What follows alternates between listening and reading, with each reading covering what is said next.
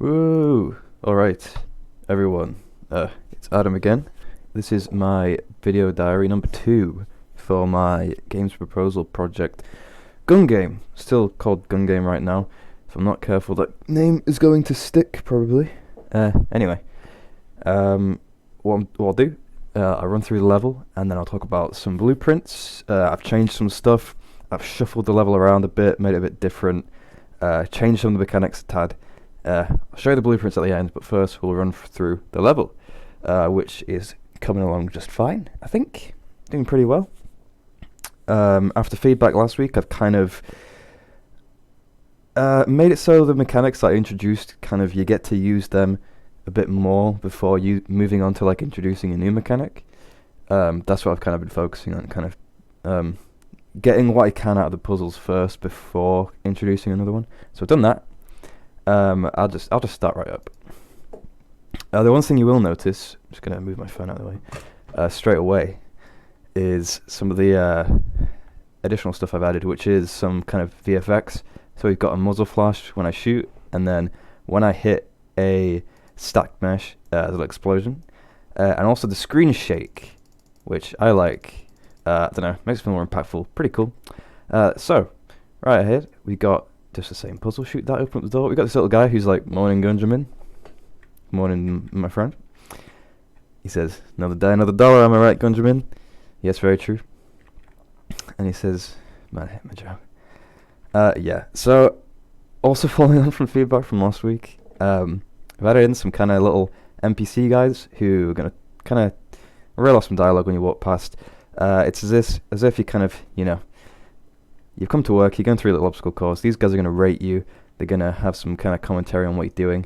I think I'll also have like some speakers that I'll put in the room, which may or may not use like actual voice lines, but kind of voice lines that can come from a speaker, just for like specific situations, as opposed to me having to put an NPC somewhere.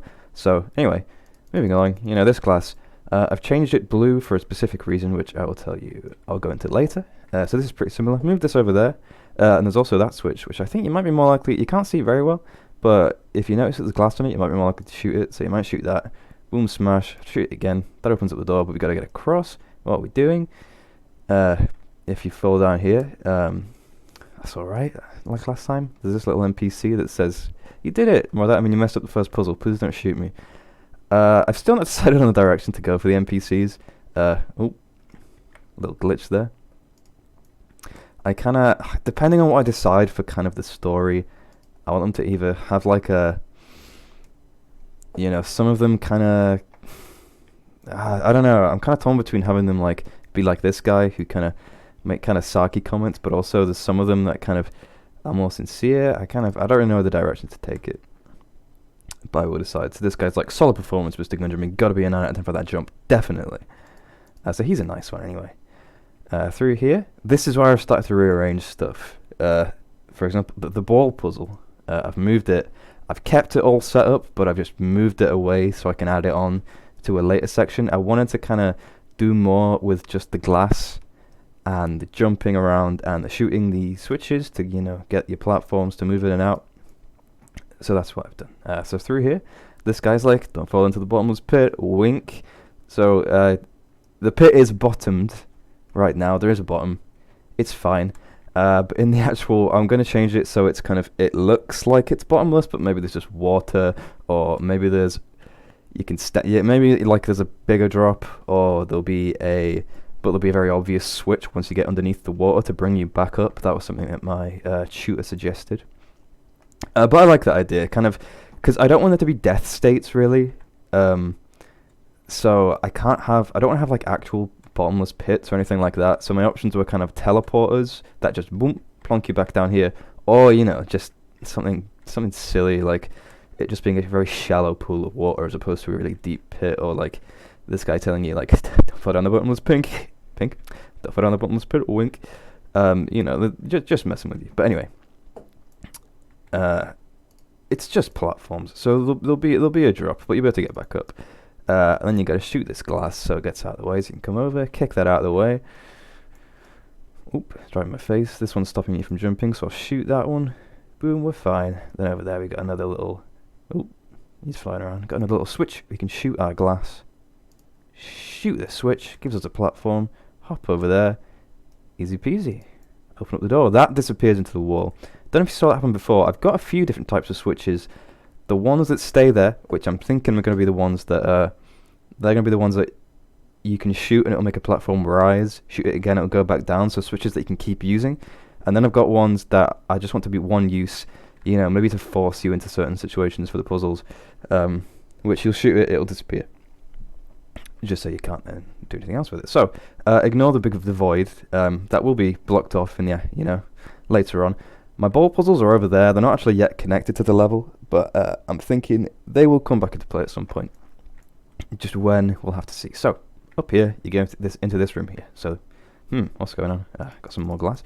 You may notice the glass up there with a button behind it, so you might be tempted to shoot. Bang, that will lower this.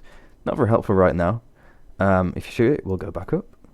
But again, not very helpful right now. We need to get up. So I'm going to make it, maybe a lot more obvious. There's going to be more platforms up here. I've not finished this little puzzle area yet. But as I get up here, there we go. Shoot that, disappears, and we got ourselves a platform. Nice. So, now might be a good time to shoot that again. And then, hop along here. Boom, boom, boom. Get over here. So, this is pretty much the end of the level right now. Well, not the end of the level, just as far as I've got. There's going to be more platforms that you jump up over here. But people with big brains may work out that you can just hop on here, shoot it, it'll take you back up. A little bit of a shortcut to where you need to be. I'm thinking maybe you'll get up here.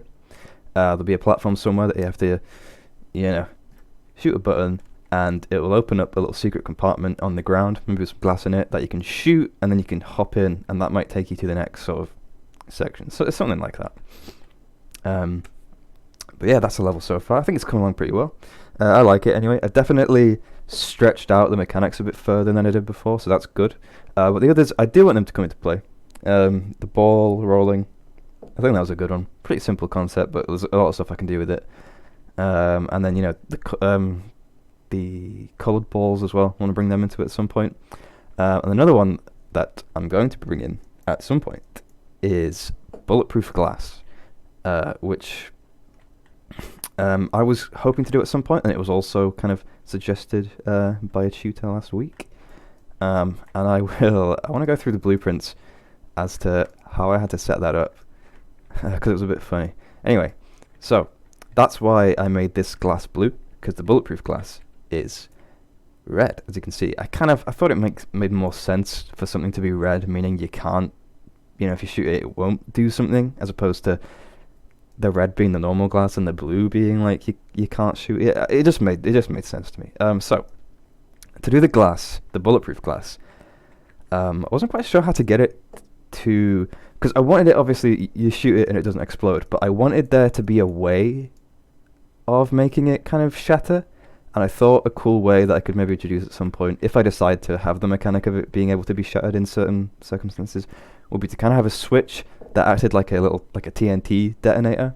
I thought that would be cool, and I wanted to set that up just in case, because I think it would be kind of, once I get the player used to the glass that you can shoot and the glass that you can't shoot, I think it would just help add the puzzles if, under certain circumstances, you can break the bulletproof glass. Like, that could be a solution to a puzzle itself. Like, you can't go forwards unless you uncover the TNT switch. But anyway, needed a way of applying damage to the glass without using projectiles, so I decided to go with like a line trace.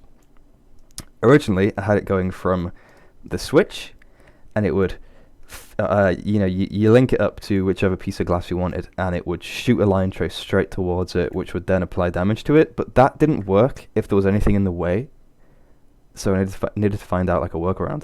And so what I came up with was a second little kind of blueprint, which I've called the Glass Destroyer. And you place that blueprint, basically what that does, with the switch, you can select the Glass Destroyer, and on the Glass Destroyer, you can select the glass.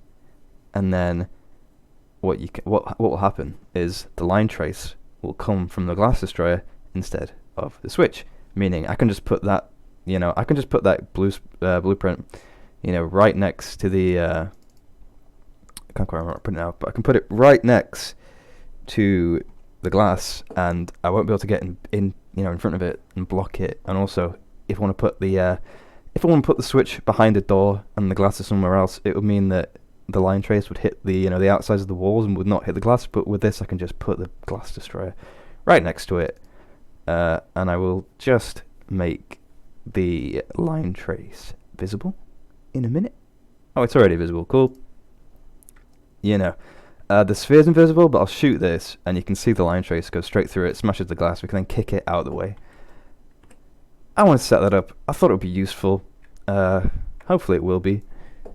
But that's the... Pretty sure that's... Oh, I mean, there was the blueprints also for these characters, so it's just kind of on my player character. You can see on this here, there's a little collision box. And then these guys... I've just got a widget, which... it fires off text that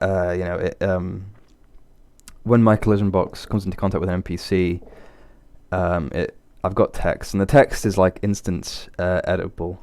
So it's just, where is it? I can't quite find it. Oh, here we go. We've got an array. So I put in the text down here. I can add like several different ones, and it gets activated. Like, you walk into him and you back away, goes away. Walk into him, you get the next line of text. So that's all good. And then another thing I did, just to kind of streamline stuff, was make it so I have a template for movable objects, and within the template, I can duplicate the template, and I've made the kind of the start and the end of where it moves to, like back and forth, also kind of instance editable, just to make it quicker. So I can duplicate the movement template, make my little moving platform. Right down here, it's straight setup, so I can just put where I want it to start, where I want it to end. It's all relative locations, not world locations, so that makes it a lot easier. And so that's about it, really. I mean, one thing that I did add as well, which was pretty useful, was inside the blueprint for these switches here, there's a little arrow, and that arrow, you can actually see it there you go, that points the direction that it like sinks into the wall. So that's just another little useful thing to me, because I know which way around to rotate it. And yeah, that's pretty much it. In the past few weeks, I also implemented a second firing mode, which right now it looks cool. That's the main thing. I spent quite a while doing it. Not sure if I do end up implementing it, that will probably be like maybe at the end kind of what I'm doing for the project. Just because if I were to kind of currently for the project, what I'm thinking after like advice from tutors is sticking to the bullets, that they can shoot things, make things happen. They can destroy glass, not every type of glass, but with the bullets I can do a lot. Yeah. And then I've got the ball rolling. Well, I don't mean that figuratively. I mean the ball puzzles, which again, that's another thing that I can do kind of a lot with, because it's just it's a physics puzzle basically. You shoot it, it rolls. But then I can do a lot with that.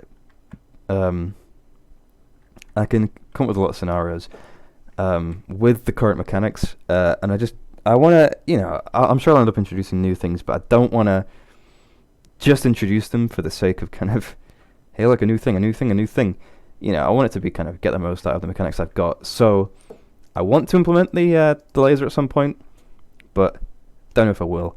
That might be more of a kind of, if I expand on it after, afterwards, after the submission, if I want to do that, something to add.